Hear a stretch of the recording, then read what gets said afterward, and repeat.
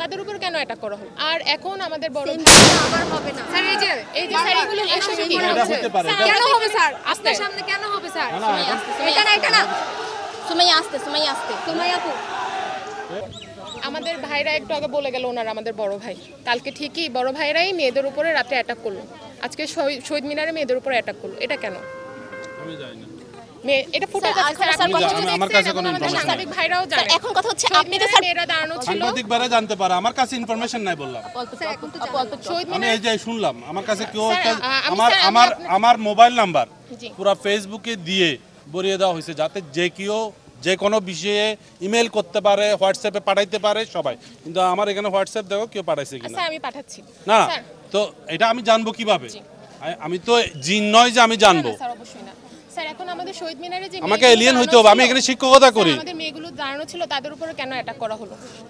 অতর্কিত হামলা কেন মেয়েদের উপরে করা হলো? তারা তো কিছু করছিল না স্যার শহীদ মিনারে, তারা কোনো স্লোগানও দিচ্ছিল না।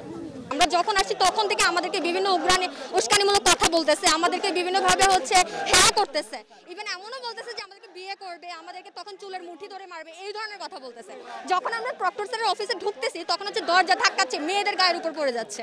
আমরা বের হচ্ছি, রাফি ভাইকে নিয়ে যাচ্ছে, সেখানে ওনার উপরও তো পড়লো, আমাদের উপর পর্যন্ত অ্যাটাক করার মতো অবস্থা। আমরা এখানে বসছি, আমরা এখন চলে যাব, স্যার আমাদেরকে আশ্বাস দিয়েছে, আমরা জাস্ট আমাদের নিরাপত্তাটা চাচ্ছি। ছাত্রলীগ তো ছাত্রদের বাহিরে না, ছাত্রলীগও ছাত্রদের অংশ। এখন তারা আমাদের ভাই হয়ে যদি আমাদেরকে বোনদেরকে এরকম গালি দেয়, এরকম গালি দেওয়ার পরে আসলে আমরা এটা কি টিজিং এর আওতায় পড়ে না? এখন যদি মানে এদের বিরুদ্ধে অ্যাকশন নেবে কে?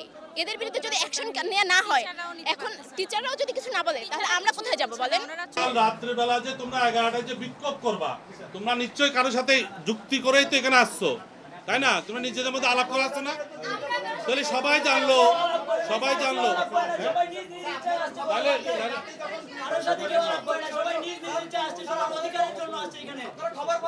আচ্ছা,